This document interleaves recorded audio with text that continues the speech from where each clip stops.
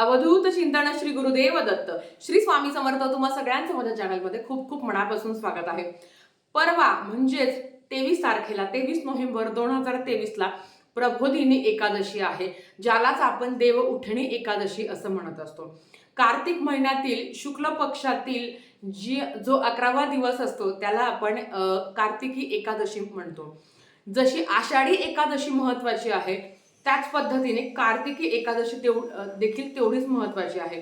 कारण आषाढी एकादशीला भगवान श्री हरी विष्णू हे शेषशयनेला जाता, म्हणजेच ते त्यांच्या निद्रा अवस्थेत जाता, आणि कार्तिकी एकादशीला ते त्यांच्या शेषशयनातून जागे होता। हा जो 4 महिन्याचा जो काळ असतो त्याला आपण चातुर्मास म्हणून ओळखला जातो। आणि परवा म्हणजेच 23 तारखेला या चातुर्मासाची सांगता आहे। एकादशी खूप महत्त्वाची आहे। प्रत्येक महिन्यातील एकादशीला अनन्यसाधारण महत्त्व असतं, पण कार्तिकी एकादशी आणि आषाढी एकादशी ह्या 2 एकादशी जरी तुम्ही धरल्या तरी संपूर्ण एकादशी केल्याचं फळ तुम्हाला मिळत असतं। एकादशीच्या दिवशी भगवान श्रीहरी विष्णूंचे अवतार असलेले, मग ते प्रभू श्री राम असो, बाळकृष्ण असो, स्वामी समर्थ महाराज असो, विठ्ठल असो, यांची आपण पूजा करत असतो, सेवा करत असतो। एकादशीच्या दिवशी कुठलीही उपासना जरी तुम्ही केली तरी त्याचं अनंतपटीने फळ आपल्याला मिळत असतं। कुठलेही व्रत तुम्हाला करणं शक्य नसेल तर एकादशीचं व्रत तुम्ही आवर्जून करावं, त्याचं फळ तुम्हाला अनंतपटीने मिळेल।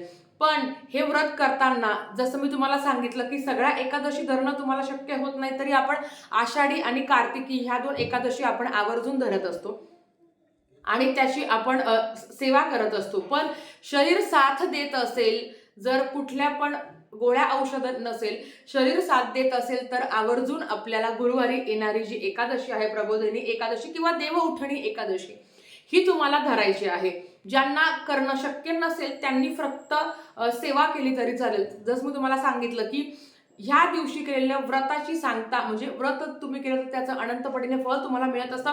त्याच पद्धतीने ह्या दिवशी तुम्ही कुठल्याही देवाची सेवा केली, भगवान विष्णूंचा अवतार असलेली कुठल्याही देवाची तुम्ही सेवा केली तर त्याचं फळ तुम्हाला अनंतपटीने मिळेल। थोडी जरी तुम्ही सेवा केली तरी त्याचं फळ तुम्हाला अनंतपटीने मिळणार आहे। म्हणून तुम्हाला आज मी काय सेवा करायची ते तुम्हाला सांगणार आहे। जसं की फक्त एकादशी धरायची, बघा कुठलाही देव असं म्हणत नाही की तुम्ही फक्त उपवास करा, शेवटी तुमचे कर्म असतात त्याच्यानुसार तुम्हाला फळ मिळत असतं। एकादशी करून जर एखाद्याचं वाईट चिंतवलं, एखाद्याची निंदा नालस्ती केली तर अशा वेळेस कुठलाही देव तुमची मनातली इच्छा पूर्ण करणार नाही। त्याच्यापेक्षा फक्त सेवा केली तरी चालेल। सेवेला अनन्यसाधारण महत्त्व आहे। जेव्हा तुम्ही सेवा करत असता तेव्हा तुमचा जो भोग आहे तो खूप जास्त प्रमाणात कमी होण्यास मदत होते। याचा अर्थ असा नाही की तुम्ही केलेल्या वाईट कर्मांची शिक्षा तुम्हाला मिळणार नाही, ती शेवटी प्रत्येकाला मिळते, पण त्याचा भोग आहे, त्याची तीव्रता आहे, ती खूप जास्त प्रमाणात कमी होते।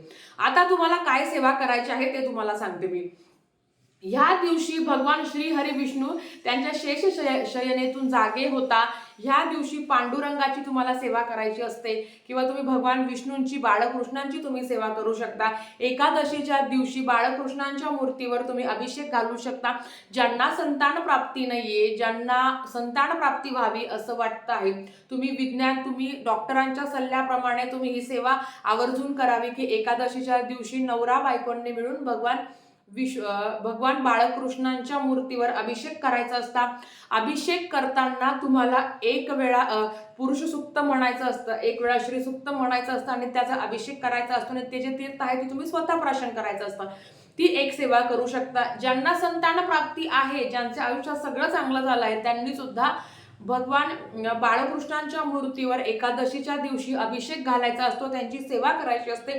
त्याच्याच बरोबर बाळकृष्ण असो, भगवान विष्णूची मूर्ती असो, फोटो असो, प्रभू श्रीरामांचा फोटो असो, मूर्ती असो, पांडुरंगांची मूर्ती असो, त्यांना तुळशीपत्र अर्पण करायचे आहे।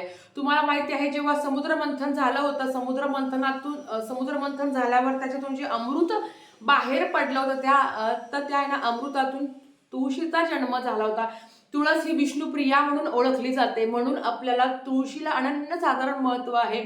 आपण प्रबोधिनी एकादशीच्या दिवशी चुकूनही तुळस तोडायची नाहीये, आपल्याला तुळस उलट घरात लावायची आहे, आणि ती आपल्याला भगवान विष्णू स्वरूप असलेल्या देवांना ती तुळशीपत्र अर्पण करायची आहे। शक्य असेल तर 1000 विष्णूंची 1000 नावं तुम्हाला जप करायची आहे, ज्याला आपण विष्णू सहस्त्रनामावली असं म्हणतो.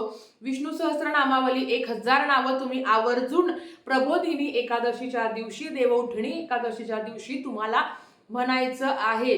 शक्य असेल तर तेच म्हणा, नाही शक्य होत तर विष्णू गायत्री मंत्र आहे, ओम नारायणाय विद्महे वासुदेवाय धीमहि तन्नो विष्णू प्रचोदयात, किंवा पांडुरंगाचा मंत्र आहे, श्री वत्सम धारेण वक्षे मुक्ता माला क्षणाक्षणम.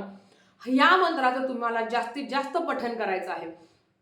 त्याच्याबरोबर आता तुम्हाला सेवा सांगते, विष्णू सहस्त्रनाम आणि विष्णू सहस्त्रनामावली याच्यातलं जे काही तुम्हाला वाचता येईल, पठण करता येईल, तेव्हा तुम्ही आवर्जून करा. नाही शक्य होत युट्यूबला लावून द्या, तुम्ही श्रवण केलं तरी चालेल, पण पठण केल्याने त्याचे फायदे अनंत पटीने तुम्हाला मिळणार आहे, कारण तो दिवसही तेवढा महत्वाचा आहे. म्हणून तुम्हाला काय करायचं आहे, आपल्याला विष्णू सहस्त्रनाम आणि विष्णू सहस्त्रनामावलीचं पठण करायचं आहे.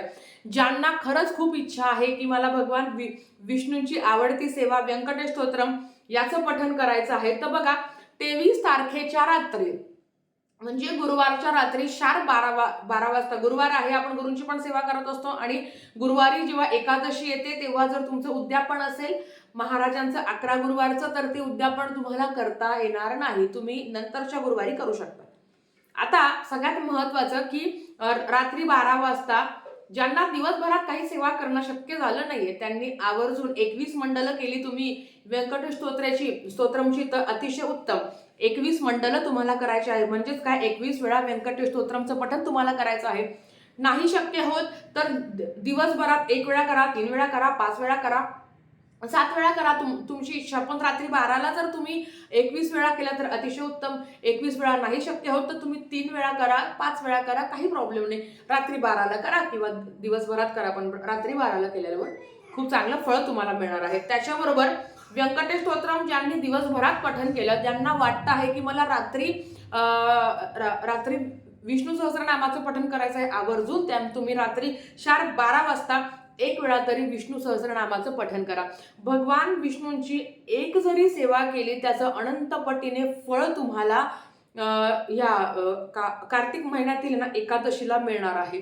म्हणून जास्तीत जास्त सेवा करण्याचा प्रयत्न करा. भगवान विष्णूंची असो, बाळकृष्णांची असो, महाराजांची असो, जी काही सेवा तुम्हाला करणं शक्य असेल तेवढे तुम्ही करा. देवाला वाहिलेली जी तुळस आहे ती त्या दिवशी तिथेच ठेवा. दुसऱ्या दिवशी अर्थात तुम्हाला ती उचलायची आहे आणि तुम्ही ती निर्माल्यात टाकून देऊ शकता. ह्या सेवा आहे ज्या तुम्हाला आवर्जून करायच्या आहे. भगवान विष्णूंचा कुठलाच मंत्र येत नसेल तर ओम नमो भगवते वासुदेवाय नमः ह्या मंत्राचा जप केला तरी तुम्ही चालेल. जेवढं जास्त नामस्मरण कराल, जेवढी जास्त सेवा कराल, तेवढं अनंत पटीने फायदा तुम्हाला होणार आहे. म्हणून उपवास करा, त्याच्याबरोबर सेवाही तेवढीच महत्वाची असते. सेवा करून आपले भोग कमी होत असतात. उपवास करायचं आणि खूप जास्त खायचं आणि लोकांबद्दल वाईट निंदा करायची, कोणाबद्दल वाईट बोलायचं, तर अशा वेळेस केलेली सेवा, केलेलं व्रत वैकल्य कधी फलित जाणार नाहीये. म्हणून जेवढं जास्त होईल तेवढं सेवा करण्याचा प्रयत्न करा. तर झालेली सेवा महाराजांच्या चरणी मी रुजू करते आणि आजचा व्हिडिओ इथेच थांबवते. आवडला तर लाईक, शेअर, सबस्क्राईब करा. भेटूया परत अशाच एका नवीन व्हिडिओसोबत. श्री स्वामी समर्थ.